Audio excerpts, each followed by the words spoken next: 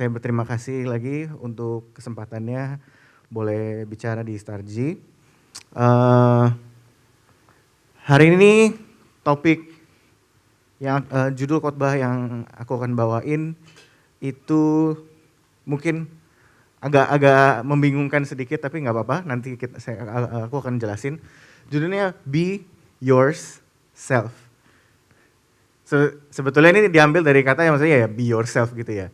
Itu kan sebetulnya be yourself itu kayak suatu kata yang agak klise nggak sih? Kayak waduh itu sekarang apalagi kayak anak-anak muda gitu ya, kita dibilang kamu tuh jangan misalnya mau di dalam pelayanan atau di dalam sekolah kamu jangan kamu harus cari passion kamu. Kamu harus be yourself di dalam pelayanan. Gak usah kamu ngikutin orang-orang lain segala macam. Just be yourself. Maksudnya apa sih be yourself? Gitu loh. Be yourself. Jadi maksudnya sesuai sama. Terkadang yang bingung adalah ketika kita belum mengenal diri kita sendiri, disuruh be yourself, ya makin ngawur, makin ngaco, ya enggak? Karena aku juga kadang sebenarnya setiap kali kalau misalnya ditanya sama orang gitu ya, bukan ditanya, dibilang, udah just be yourself gitu. Ya aku sih cuma nangkapnya kalau be yourself kalau misalnya lagi di presentasi atau bagaimana, terkadang ya udahlah ngalir aja gitu loh. Kadang pikir itu be yourself, udah kita ngalir aja, betul-betul apa yang gue pikirin, apa yang gue rasa mau diomongin, udah pokoknya dikeluarkan aja, udah begitu. Tapi sebetulnya setelah aku pikir-pikir lagi sebenarnya nggak selalu begitu. Karena apalagi biasanya kalau habis ngomong atau habis presentasi, bahkan habis khotbah pun kadang mikir, aduh kayaknya tadi harusnya seperti itu, kayaknya harusnya begini.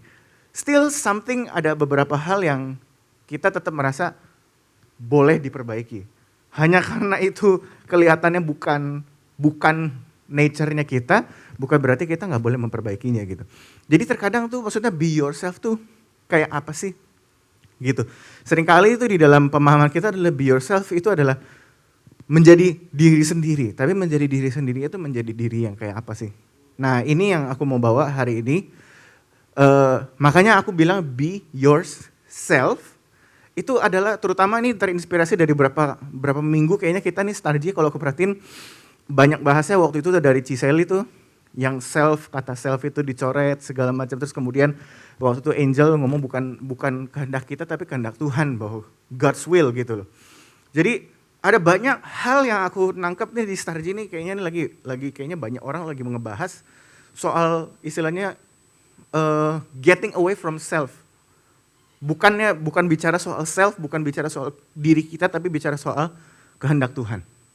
Dan itu yang aku mau lanjutin, istilahnya kayak momentumnya gitu loh ya. Karena itu betul-betul menurut aku terinspirasi kemarin tuh yang self love itu yang kemudian dicoret kata selfnya itu.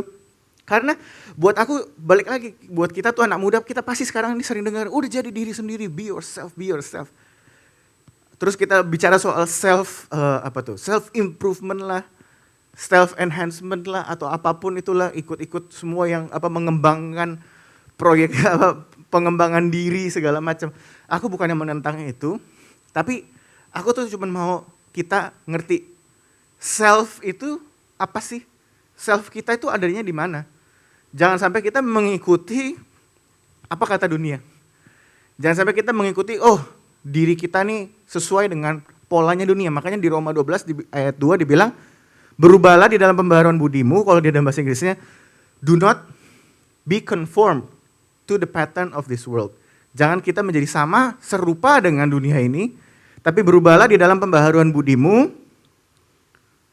supaya engkau bisa mengetahui kehendak Allah, mana yang baik, mana yang sempurna, dan mana yang sesuai dengan kehendak, mana yang sempurna dan mana yang sesuai sama kehendak Tuhan gitu. Nah makanya di sini kenapa aku kasih be yourself, maksudnya itu apa sih? Terutama makanya kenapa aku bikin begini, bikin tiga layer gitu, supaya kita tuh mengerti bahwa sebetulnya tuh bicara soal menjadi, memang kita tahu, kita di dalam gereja ini, senior pastor sering bilang ngomong soal be do have.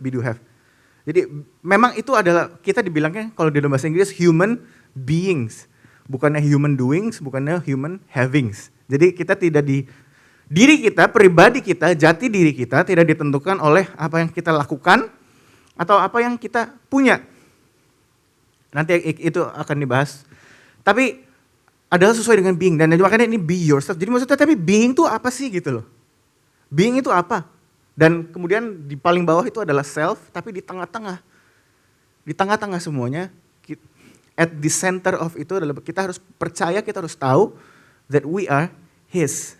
I am yours and you are mine. Gitu loh. Jadi itu adalah poinnya, bahwa yourself, diri kita, kepribadian kita, jati diri kita, semua tuh terletak di tengah-tengahnya tuh apa sih? At the center of everything itu apa? Kita harus sadar bahwa kita adalah milik Tuhan. Kita bukan lagi milik diri sendiri. Hidup kita bukan milik kita sendiri. YOLO, you only live once. Udah lu hidup semau-maunya. Bukan seperti itu. Tapi kita tahu that our life has been bought by the precious blood of Jesus. Hidup kita sudah dibeli seutuhnya dengan darah yang mahal, dengan darah Yesus Kristus. Amin. Dan itulah makanya ketika kita bilang be yourself, itu sebetulnya kita sedang bilang apa? Be like Christ. Jadi itu yang harus ada di mindset kita ketika ada orang bilang be yourself. Udah kamu kalau lagi lagi di dalam presentasi atau apapun, lagi berhubungan sama teman, kayak udahlah kamu nggak usah pedulin sama public image atau sama image apa kata orang gitu. Udah just be yourself. Ketika kita sebagai orang percaya dengar itu, hal yang harus kita tangkap itu apa? Ketika kita bilang be yourself, kita harus menjadi seperti Kristus. Jadi ketika kita lagi presentasi, we think like Christ. Kita berpikir seperti Kristus, kita bawa Kristus di dalam presentasi. Ketika lagi belajar, ketika lagi ulangan, ketika lagi presentasi, ketika lagi ngobrol sama orang, kita selalu punya pemikiran bahwa kita mau menjadi seperti Kristus. Apa yang akan Kristus lakukan di dalam posisi seperti ini? Apa yang akan Kristus lakukan? Dan bukan hanya apa yang akan Kristus lakukan, tapi kita membawa Kristus di dalam semua yang kita lakukan. Jadi ketika kita ngomong be yourself, itu sebetulnya apa sih? Sebetulnya be like Christ.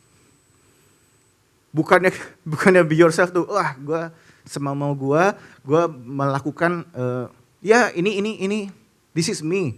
Terima aja gue apa adanya gitu. Bukan kayak gitu. Jadi prinsipnya be yourself tuh jangan sampai kita bilang, wah ini emang diri gue. Istilahnya kalau bilang, kamu harus ini kurangin misalnya temperamennya, atau misalnya kamu harus kurangin misalnya orangnya terlalu banyak ngomong, kamu jangan terlalu banyak ngomong atau bagaimana. Kadang harus tahu kapan harus ngomong seperti ini, kapan harus ngerem gitu ya. Ya emang gue begini maunya gimana? Kan be yourself. Ngerti gak? Jadi maksudnya tuh di sini tuh adalah bahwa ketika kita ngomong be yourself tuh kita harusnya sadar bahwa bukan hidup semaunya bahwa kita, oh gue merasa gue begini. Enggak, bukan seperti itu. Tapi kita harus sadar bahwa apa yang akan Kristus lakukan ketika di saat seperti itu. Walaupun itu mungkin kelihatannya di luar nature-nya kita. Mungkin kita biasa kalau ngomong belak-belakan aja semua. Tapi karena kita melihat, ketika kita lagi mau ngomong, kita berpikir seperti Kristus, mungkin itu bukan nature-nya kita, tapi kita belajar. Kita tetap belajar untuk mengasihi. Kita tetap belajar untuk mengasihi orang ketika kita lagi ngomong, ketika kita lagi melakukan apapun. Jadi itu esensinya sebenarnya pada hari ini yang aku mau ngomongin. Nah, coba kita buka di 1 Yohanes 4. 1 Yohanes 4 ayat 17. Aku bacain ya. Dalam hal inilah kasih Allah sempurna di dalam kita, yaitu kalau kita mempunyai keberanian percaya pada hari penghakiman. Ini bicara soal kasih ya, bahwa kita harus menjadi kasih karena Allah adalah kasih. Karena sama seperti Dia, kita juga ada di dalam dunia ini. Kalau di dalam bahasa Inggrisnya, as He is, so are we in this world. As He is, seperti Kristus, so are we. Maka kita juga seperti Kristus. Apakah di sorga? Di situ dibilangnya? Bukan. Apakah nanti waktu di sorga? Enggak. Yohanes bilang apa? In this world. Jadi sama seperti Kristus, bukan nanti aja waktu di sorga, tapi di dunia pun juga sama. As He is, so are we in this world. Itu yang menjadi dasar bahwa kita itu, diri kita ini, ketika ngomong self, semua itu dasarnya di mana sih? Self itu ada di Kristus. Yang kita harus lihat itu adalah di Kristus. Karena seperti Dia, maka kita juga sama seperti Dia di bumi ini. As He is, so are we in this world. Jika Allah adalah kasih, maka kita adalah kasih. Jika Allah panjang sabar, maka kita juga panjang sabar. Tapi gue orangnya gak sabaran, emang gue begitu? Ayo. Bukan seperti itu, kita tahu dari ayat ini, walaupun kita punya seperti itu, tapi kita punya keinginan untuk menjadi sama seperti Kristus. Jadi ketika kita bilang self, itu yang harus kita selalu ingat. Bahwa kita itu ada di dalam Kristus. Karena kita sudah dibayar mahal, kita sekarang sudah milik Kristus. Nangkap sampai sini ya.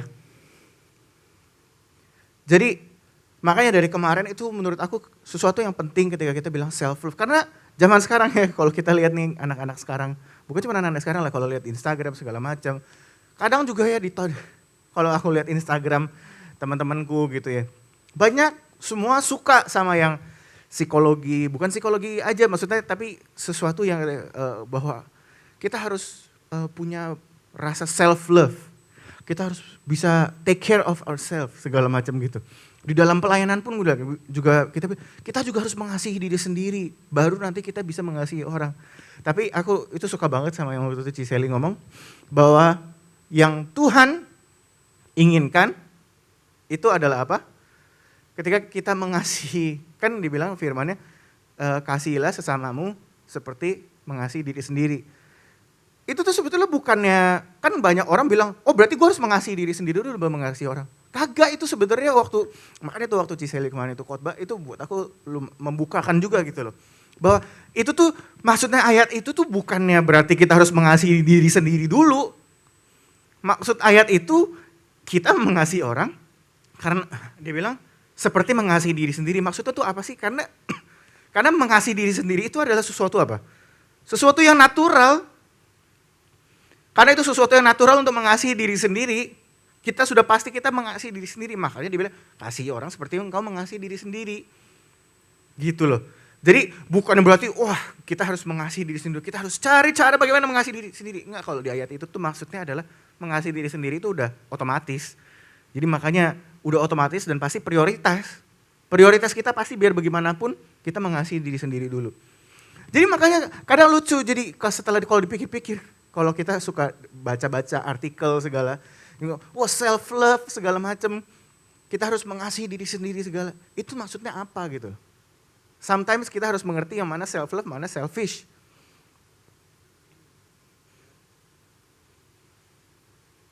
Dan waktu itu Ciseli juga bilang bahwa Tuhan bukannya mengajarkan kita untuk self love, tapi to deny ourselves. Deny ourselves itu jadi bagaimana maksudnya? Ya ini sebenarnya seperti tadi 1 Yohanes. As he is, so are we. Bahwa jati diri kita, pribadi kita, bukan lagi tentang siapa kita, tetapi tentang siapa? Kristus. Jadi kalau kamu mau tahu diri kamu itu seperti apa, lihat Kristus. Gimana cara lihat Kristus? Baca firman. Lihat Kristus, lihat Yesus, cerita-cerita di Injil. Bagaimana Yesus, coba renungkan seperti apa Yesus itu. Kalau misalnya bingung mau renungan apa, kalau misalnya lagi bingung mau baca firman apa, baca aja Injil dulu. Baca aja Injil. Baca aja pokoknya Yesus, gak bakal salah baca Yesus pokoknya. Ya gak sih?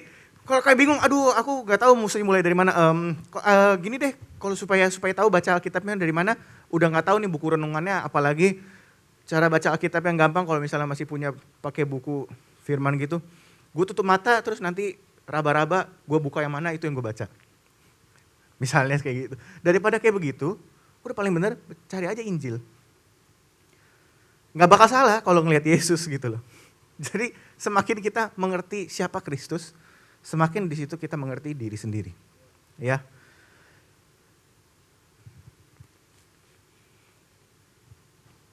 Nah makanya seperti tadi aku bilang juga bahwa di dalam be yourself, tadi kan aku udah bilang bahwa kita itu adalah beings. Bahwa kita hidup bukan karena apa yang kita lakukan, bukan karena apa yang kita miliki. Kalau kan hidup kita didasarkan apa yang kita lakukan, apa yang kita miliki, dijamin pasti insecure. Tetapi juga hidup di dalam being itu maksudnya apa? Hidup di dalam being ya tadi seperti tadi. Supaya kalau kita beingnya kita itu sasarannya salah, nirunya salah, beingnya kita tuh dasarnya juga salah, sama aja kita tetap bakal insecure. Mau doing kayak, mau having kayak, mau being kayak, pasti insecure karena kita punya prinsip salah. Karakter kita didasarkan, kita bilang, oh iya being itu kan bicara soal karakter, tapi karakter kita ditentukan sama polanya dunia, ya sama aja bohong. Karakter kita ditentukan seperti Kristus. As he is, so are we in this world. Nah terus, kali ini aku gak bakal terlalu banyak kayak ngajar-ngajar gitu, kita santai aja. Karena aku cuma lagi pengen membagikan perenunganku aja ya. Aku cuma pengen membagikan yang menjadi, bukannya pergumulan, tapi yang menjadi perenungan. Aku belakangan ini lagi banyak memikirkan tentang ini gitu. Dan sesuatu yang akhirnya aku renungkan, aku cari kebenarannya, dan ini aku dapatkan dan aku pengen sharing. Jadi kita kali ini sharing aja sedikit. Kenapa akhirnya aku bisa juga ngomong soal ini? Salah satunya tuh apa? Salah satunya karena aku tuh lagi ngerenungin soal banyaknya kan kita sekarang personality test. Siapa yang pernah ambil personality test? Ada yang pernah? Steven pernah personality test ambil? Yang sekarang lagi banyak dipakai itu kan DISC. Ya, tahu nggak DISC? Dominan, intim, stabil, cermat, ya. Terus habis itu ada juga yang 16 personalities, Myers-Briggs. INTP lah, INFJ, segala macam gitu. Ya, ada yang pernah ambil itu? Yang INTP, INFJ? Pernah? Dan waktu aku lagi kuliah di Amerika pas master, karena kita lagi banyak bicara soal leadership, bicara soal kepemimpinan. Itu ternyata ada banyak banget tes soal personality. Dan sebetulnya kayak DISC segala macam gitu yang ada 4 biji, sebetulnya tuh dari dulu sebenarnya udah ada, tahu gak sih? Cuman kalau dulu kita tuh masih belum detail dan kita dulu cuman ngomongnya apa? Sanguin, melankolik, kolerik, pragmatik. Itu aja.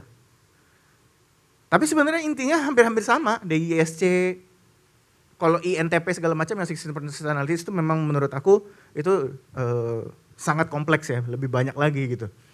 Tapi ujung-ujungnya 4 juga. DISC. Dan kemudian waktu aku lagi ambil ada kayak kelas konseling gitu, jadi didatangkan satu orang yang memang spesialis di pre-marriage counseling. Dan dia kumpulkan semua dari pengalaman dia dan dia bikin satu sistem sendiri soal personality kayak psikotes gitu juga. Beda namanya dari DISC tapi ternyata kalau dilihat 4 juga. Ya ujung-ujungnya hampir-hampir sama juga. Kayak begitu-begitu juga pasti. Tapi seru, aku memang suka sih sama hal-hal seperti itu. Nah ini yang membuat aku berpikir karena waktu itu kalau lagi meeting atau apa gitu, aku pernah waktu itu lagi ngobrol-ngobrol soal personality test segala macam gitu ya. Interesting, aku ngomong bisa panjang, kayak kita ngobrol bisa panjang kan, dan banyak anak-anak sekarang pun juga suka gitu kalau waktu aku lagi ngobrol-ngobrol sama teman-temanku, oh emang personality lu apa? Emang personality lu apa? Gini gitu ya.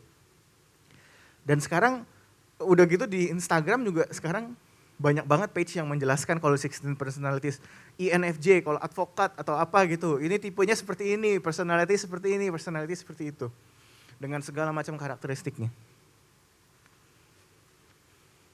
Aku sih suka memang, dan aku kalau lagi ngobrol sama temanku juga banyak banget kita yang suka, kita wah iya, tapi kemudian ada satu yang agak sedikit nyentil aku, yang membuat aku jadi akhirnya merenungkan, agak lumayan jadi merenungkan gitu.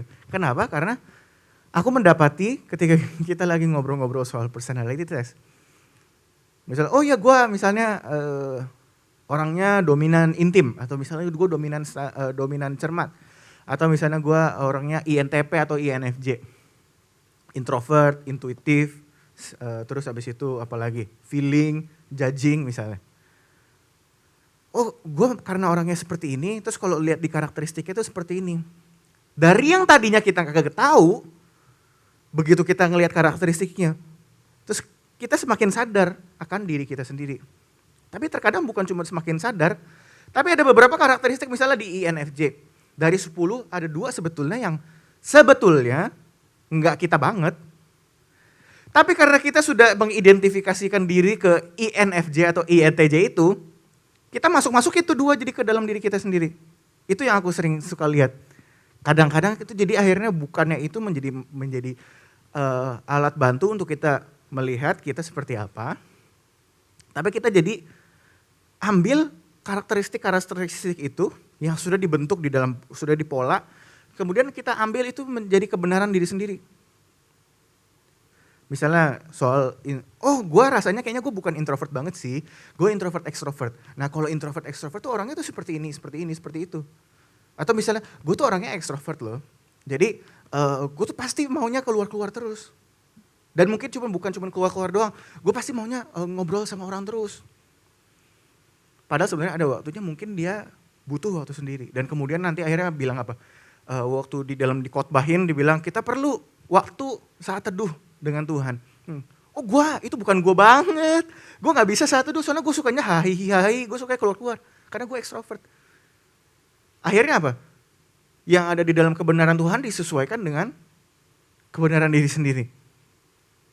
Oh karena gue extrovert gue gak mau, gue gak bisa. Karena itu bukan gue. Dan bukan cuma itu doang. Yang aku sering nangkep kadang, misalnya nih, kayak apa? Yang tadi tuh, kita punya personality seperti ini. Ya, tadi INTJ.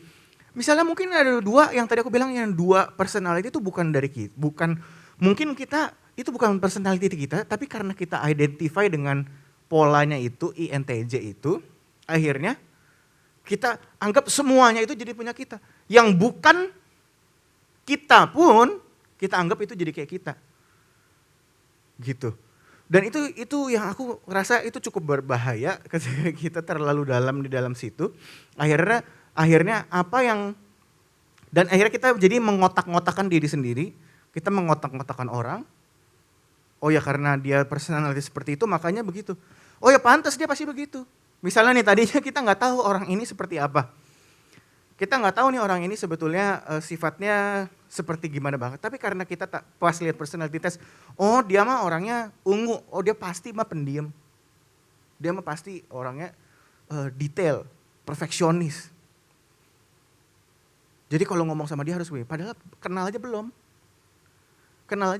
Kita nggak tahu seperfeksionis apa. Perfeksionis aja tuh levelnya ada banyak. Ada orang yang benar-benar perfeksionis, ada orang yang setidaknya sudah belajar, sudah ada pembaharuan budi, dan akhirnya dia lebih bisa mengontrol diri. Tapi kita sudah ngejudge orang, oh ya dia perfeksionis harus dikumpulkan sama orang-orang seperti ini. Kita jadi bukannya berarti kita nggak boleh ambil personality test, bukan berarti kita nggak boleh belajar dari situ. Sama aja seperti khotbah gini. Kalau kita, kan kita tahu bahwa kita nggak boleh mengandalkan khotbah doang kan, bahwa kalau cuma mengandalkan khotbah doang, tapi kita nggak belajar firman sendiri untuk diri kita sendiri, itu percuma.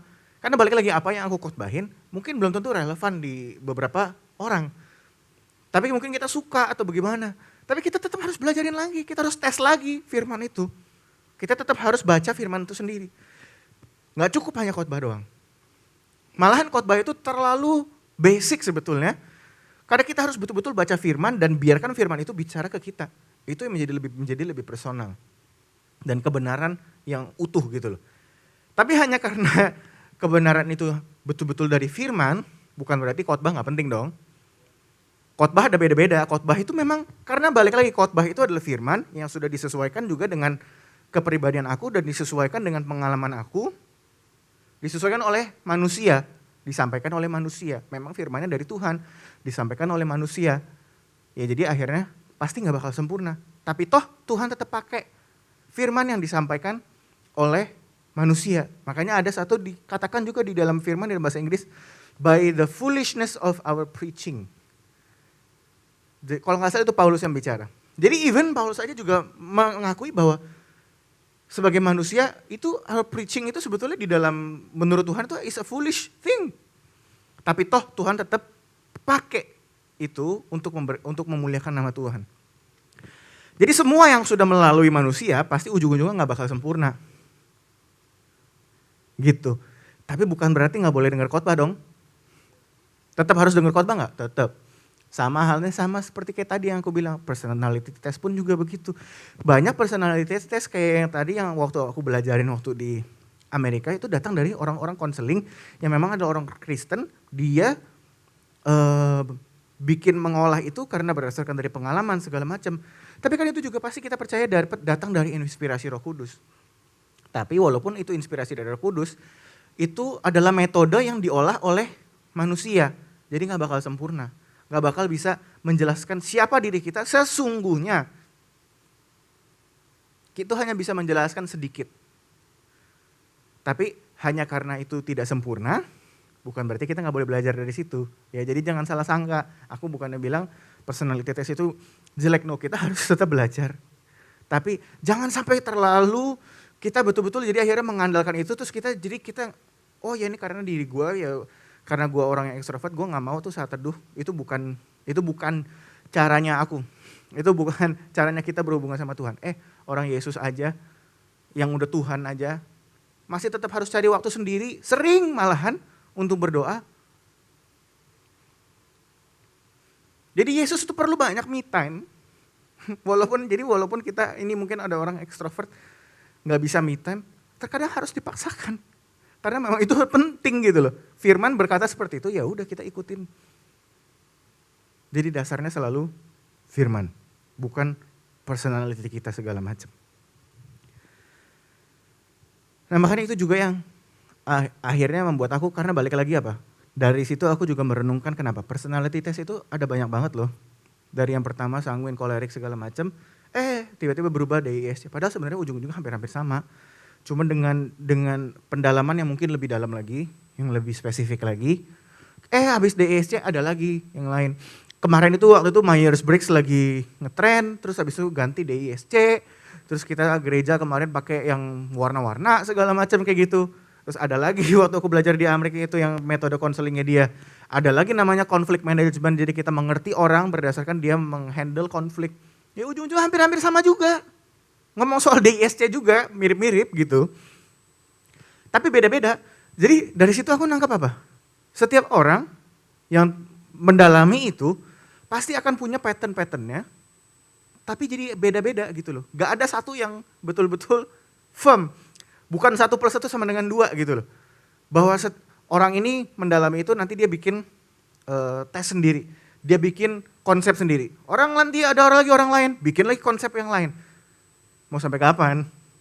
Kalau kita ikutin semuanya, itu ngambil tesnya pusing juga ntar ngambil tes ini, ngambil tes itu, ngambil tes ini, ngambil tes itu. Personalitinya kayak ada banyak padahal sebenarnya hampir-hampir sama aja gitu. Cuma maksudnya kita, oh ya lu kalau ambil tes ini personalitinya apa? Ambil tes ini personalitinya apa? Balik lagi bukannya nggak boleh, silahkan. Tapi balik lagi, kenapa itu bisa ada banyak banget tesnya? Kenapa? Karena itu di-handle oleh manusia, dibuat oleh manusia. Berdasarkan pengalaman manusia, berdasarkan observasi manusia, makanya ada banyak, nggak ada satu yang plek. Semua pasti harus ikutin itu 1 plus 1 sama dengan 2 gitu. Nggak ada yang seperti itu. Ada banyak banget, jadi itu bicara soal bahwa manusia, metode manusia itu nggak pernah sempurna. Makanya kalau kita mau betul-betul tahu siapa diri kita sendiri, balik lagi orang introvert pun berbeda-beda. Orang yang ekstrovert pun levelnya beda-beda. Jadi kita tuh sebenarnya orang seperti apa sih? Introvertnya seperti apa sih? Ekstrovertnya seperti apa sih? Kalau mau tahu, baca firman. Kalau mau tahu, lihat Kristus. Tanya kepada Kristus, show me who I am in you. Tunjukkan siapa diriku di dalam Kristus. Itulah sebabnya kenapa tadi di Roma 12 penting. Jangan menjadi serupa dengan pola dunia, tapi di dalam pembaharuan pikiran untuk mengenal kehendak Tuhan. Dan juga tadi as he is so are we. Terus kita tahu kan bahwa kita diciptakan serupa dan segambar siapa? Segambar dan serupa Tuhan. Bukan segambar dan serupa manusia, bukan segambar dan serupa apapun yang kita lihat, ada di TV kayak atau apapun. Kita segambar dan serupa Tuhan. Kita adalah the image of Christ. Kita berusaha untuk menjadi segambar dan serupa Kristus. Kalau segambar dan serupa Kristus, kalau kita adalah refleksinya Kristus, berarti kita harus lihat siapa? Kristus. Kalau kita lihat yang lain, gambarnya kita udah ngaco. Ken ngelihat cermin yang misalnya pertama ngelihat cermin, dia bisa ngelihat dirinya sendiri. Kenapa? Karena itu adalah gambarannya dia. ketika dia bercermin dengan benar. Tapi kalau dia geser pemandangannya ke tembok, dia lihatnya apa? Tembok. Tapi dia terus lihat tembok. Dia lihat tembok sampai akhirnya dia merasa, oh ini gua.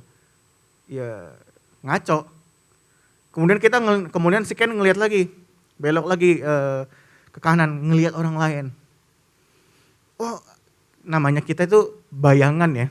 Kalau namanya bayangan tuh kan sesuai sama apa yang kita refleksikan. Kalau misalnya kita ini di cermin, yang di depan cermin kita nih kalau misalnya aku yang ada di depan cermin, maka gambar yang ada di cermin itu siapa? Aku toh. Begitu Ken, jadinya apa? Ken. Nah makanya kita di posisinya harus yang benar. Yang di depan kita ini siapa? Kristus atau bukan? Begitu kita ganti, yang di depan kita orang, manusia, ya jadi kita akan serupa sama mereka. Kalau kita betul-betul ngikutin pola-polanya dunia, makanya kenapa itu di situ si Paulus bilang jangan ikutin pola dunia. Karena ketika kita sebagai cermin itu kita ngarahin posisinya ngaco, kita yang di depan kita ini dunia, ya otomatis kita jadi akan seperti dunia. Karena itu diciptakan sebagai apa? Sebagai image. Tergantung kita mau jadi image siapa? Mau jadi image of Christ atau image of the world. Jadi kita harus ngerti di situ. Nangkep ya? Bahwa ourself itu as he is, so are we in this world.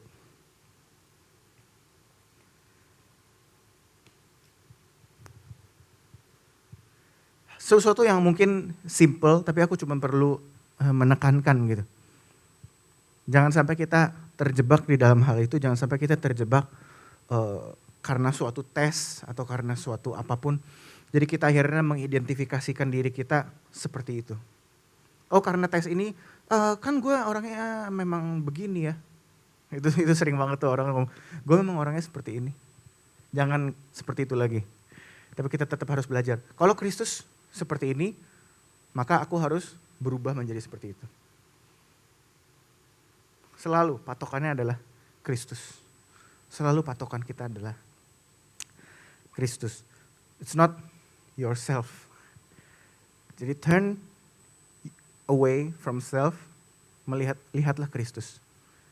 Fokusnya bukan lagi kepada diri sendiri, tapi fokus kita kepada Kristus. Fokus selalu kepada Kristus. Lihat Kristus. Itulah sebabnya kita gak bisa lari. Balik lagi ujung-ujungnya kita gak bisa lari. Baca firman, saat teduh. Ya. Sama satu hal lagi. Bukan cuma saat teduh doang. Bukan cuma baca firman doang. Satu yang aku mau bagiin juga pentingnya itu apa? Apa yang kita dengar. Apa yang kita dengar itu penting sekali. Karena balik lagi iman timbul karena pendengaran dan pendengaran akan firman. Jadi apa yang kita dengar itu sangat penting. Ya. Apa yang kita dengar itu dapat membentuk siapa diri kita. Ketika kita terlalu percaya sama personality test seperti itu, akhirnya apa? Ya kita walaupun tadinya mungkin ada beberapa karakteristik yang itu sebenarnya bukan kita, karena kita percaya kita seperti itu, jadi kita lakukan. Gitu loh. Kemarin ini ada satu yang menarik banget. Aku tuh lagi ngobrol sama bosku, dia tuh udah habis dari Singapura. Dia habis ketemu investor, dan kemudian dia baru tahu, kan kita di startup ya. Investor ini ngomong bahwa sebetulnya tuh yang takut tuh bukan cuman startup doang nyari investor, tapi investor tuh juga takut nyari startup. Kenapa? Terus habis itu dikasih tahu ternyata tuh banyak founder, banyak yang punya startup tuh ternyata ngaco-ngaco. Alias rada-rada gila juga. Sampai dikasih tahu katanya waktu itu di Singapura tuh sempat ada orang satu masuk Forbes 30 under 30 dari umur 19 itu udah kelihatannya kayak sukses banget. Tapi ternyata setelah diselidikin lagi, itu ternyata orang gila. Dia begitu percaya sama kebohongan yang dia bikin, sampai dia betul-betul hidupin itu kebohongannya. Dia betul-betul merasa bahwa dia tuh orang yang seperti itu. Mungkin juga Setelah aku pikir, mungkin dia kebanyakan dengerin motivasi-motivasi yang bilang, percaya sama diri sendiri, percaya sama apa yang kamu bayangkan atau apa, katakan segala macam gitu. Sampai akhirnya bener-bener kayak begitu. Katanya sampai di interview ke orang tuanya bilang katanya setiap malam tuh, setiap hari anaknya di kamar, kayak telepon, meeting segala macam. Itu ternyata itu katanya bohongan, itu cuma halusinasi katanya ternyata, sampai sebegitunya. Tapi betul-betul kayak sampai akhirnya bisa tiba-tiba masuk ke Forbes 30 Under 30, ternyata itu karena apa? Karena halu orangnya. Dan orang ngelihat, jadi sebetulnya apa yang kita lihat di Instagram itu belum tentu benar ya teman-teman ya. Jadi sampai seperti itu, karena saking percayanya sama apa yang dia percaya itu, walaupun itu kebohongan, tapi karena saking dia percayanya, dia hidup seperti itu. Nah itu makanya waktu itu aku kan pernah bilang bahwa B kita itu dibentuk dari believing, dari percaya. Tapi percaya itu, iman kita itu dibentuk dari apa? Pendengaran. Apa yang kita dengar, apa yang kita masukkan. Satu hal yang aku mau sharing, yang kok ini gara-gara kemarin nih lagi di Aero Kids, lagi ngeliat yang itu yang Superbook, lagi baca soal Esau sama Yakub waktu waktu akhirnya Yakub diberkatin sama Ishak. Itu cuma pada lagi nonton kartun aja tiba-tiba kayak Tuhan tuh bukain sesuatu. Jadi di situ dikatakan Ishak waktu mau berkatin Esau, mau berkatin nih si Yakub, dia bilang apa terakhir sebelum dia berkatin? Suaramu seperti Yakub, tapi badanmu seperti waktu dipegang seperti Esau. Terus dari situ dia percayanya apa? Dari situ tiba-tiba aku baru nangkap. Jadi ternyata yang dia percayain apa? Dia bukan percaya apa yang dia dengar, tapi dia lebih percaya sama apa yang dia bisa sentuh. Yang betul-betul tangible, karena matanya kan udah gak bisa lihat. Jadi dia percaya sama hal yang betul-betul dia bisa sentuh, yang bisa dia pegang. Hal yang, itu bicara soal apa? Hal-hal yang physical, kedagingan. Makanya kenapa si Ishak juga kan sukanya apa? Dia bukan suka sama, dia sukanya, dia prefer anaknya, si Esau, kenapa? Karena Esau bisa kasih dia makanan yang dia suka. Sesuatu yang tangible, sesuatu yang bisa dia rasakan.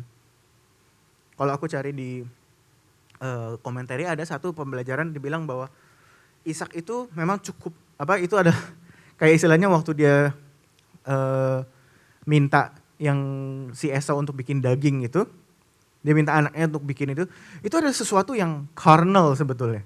Jadi memang dia tuh mengikuti kemauan dagingnya gitu. Si Ishak itu orangnya pertama memang seperti itu. Tapi kita belajar di dalam Ibrani bahwa Ishak itu adalah tetap orang beriman dianggapnya. Kenapa? Karena walaupun dia akhirnya sadar dia dibohongin, tetap dia akhirnya berkatin Yakub. Tetap itu, maksudnya dia ngomong sama Esau bilang apa? Berkatnya si Yakub itu udah nggak bisa diapa-apain lagi. Itu udah jadi haknya dia. Itu di situ dibilang iman. Bahwa si Ishak itu beriman. Kenapa? Mungkin dia sadar. Jadi dia, kalau aku pelajarin waktu itu, ada kemungkinan bahwa si Ishak itu selama ini, dia tuh tahu sebetulnya bahwa kan dari awal kan dari kandungan mamanya, dari kandungan si Ribka, dia tahu bahwa si Yakub yang akan dipilih sama Tuhan. Tapi dia lebih suka sama si Esau. Dan jadi sampai akhirnya pun, dia masih merasa Esau yang akan dapat berkatnya, tapi kemudian waktu dia udah buta segala macam, dan akhirnya ternyata waktu dia berkatin ternyata Yakub. Katanya di situ kemungkinan si Ishak itu, jadi dia sadar bahwa dia tuh nggak bisa lari dari kehendak Tuhan. Dia sadar bahwa memang Tuhan maunya Yakub, ya udah pasti Yakub. Mau dia favoritnya Esau atau apapun, kehendak Tuhan pasti akan terjadi. Dan akhirnya makanya waktu Esau melas-melas ke si Yakub, ke si Ishak, Ishak bilang nggak bisa apa-apa. Itu di situ jadi akhirnya di situ baru dibilang Ishak itu di situ Ishak akhirnya menjadi beriman. Karena dia di situ ngelihat bahwa memang rencana Tuhan yang akan terjadi. Tapi sebelumnya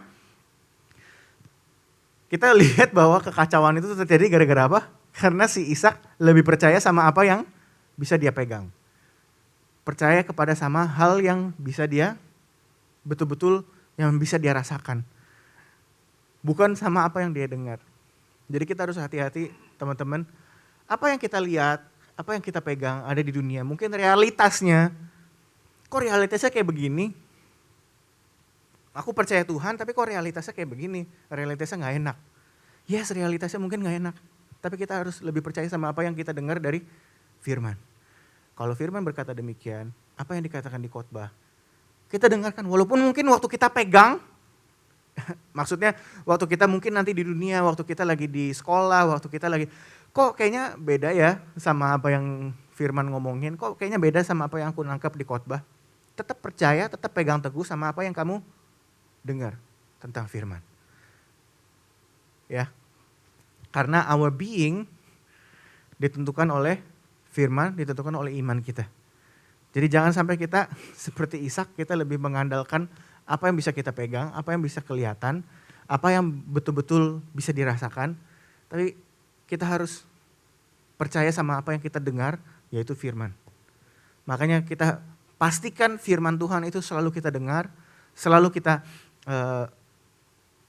waktu kita baca, kita betul-betul kita ambil itu jadi milik kita. Walaupun kita nggak bisa ngelihat kenyataannya, tapi kita tetap harus percaya. Amin. So, itu aja dari aku. Aku berharap betul-betul ini bisa memberkati supaya kita juga betul-betul bisa melihat bahwa ourself, bukan jangan kita look at self, tapi balik lagi look at Christ. Bahwa diri kita, jati diri kita bukan karena apa kata dunia, bukan karena apa yang kita percaya tentang diri kita sendiri, tapi kita melihat Kristus. Kita melihat Kristus. Amin.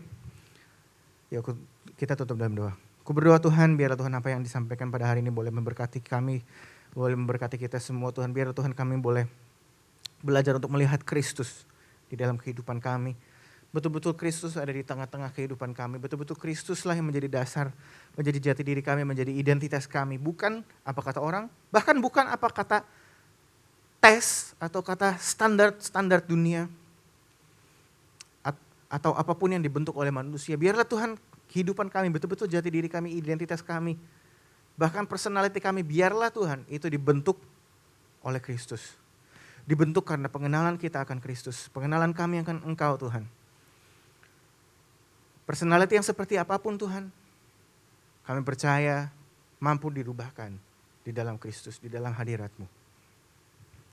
Anak-anak yang mungkin tadinya memberontak, kami percaya di dalam Kristus ada perubahan, ada kuasa.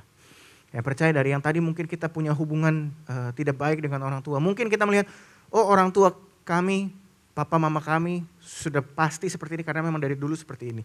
Tapi kami percaya Tuhan bahwa di dalam Kristus boleh ada perubahan. Biarlah kami bukan hanya percaya dengan apa yang kami lihat di depan mata, apa yang mungkin selama ini kami lihat, mungkin orang tua kami sudah seperti itu dari dulu sampai sekarang, tapi kami percaya bahwa di dalam Engkau bisa ada perubahan. Kami percaya Tuhan bahwa, dan juga khususnya untuk kami, apapun itu Tuhan personality kami percaya itu bisa dirubahkan. Di dalam Kristus, sebab identitas kami, jati diri kami, keyakinan kami, itu semua di dalam Engkau, semua ada di dalam Kristus. Kami serahkan semuanya ke dalam tangan-Mu Tuhan. Seluruh rangkaian ibadah ini, dan juga Tuhan aku berdoa Tuhan untuk setiap anak-anak di dalam segala pergumulan yang ada, baik itu di sekolah maupun di manapun itu, di kuliah atau di tempat pekerjaan. Aku berdoa biarlah Tuhan Kristus boleh di tengah-tengah kami, Immanuel, Engkau beserta dengan kami, yang percaya di tengah apapun yang kami lakukan, walaupun apa yang kami lakukan sangat berbeda dengan yang orang lain lakukan, dengan teman-teman kami, mungkin apa yang hamba-Mu khotbahkan itu berbeda aplikasinya Tuhan di dalam setiap orang. Tapi aku berdoa biarlah Tuhan Roh Kudus yang memberikan hikmat bagaimana mengaplikasikannya di dalam setiap konteks kehidupan kami. Baik itu di sekolah, baik itu di tempat pekerjaan, baik itu di rumah, dimanapun kami berada. Biarlah firman ini boleh terus berakar, boleh terus merubahkan cara berpikir kami. Terima kasih Tuhan, kami serahkan semuanya ke dalam tangan-Mu, di dalam Tuhan Yesus kami berdoa. Yang percaya boleh katakan amin.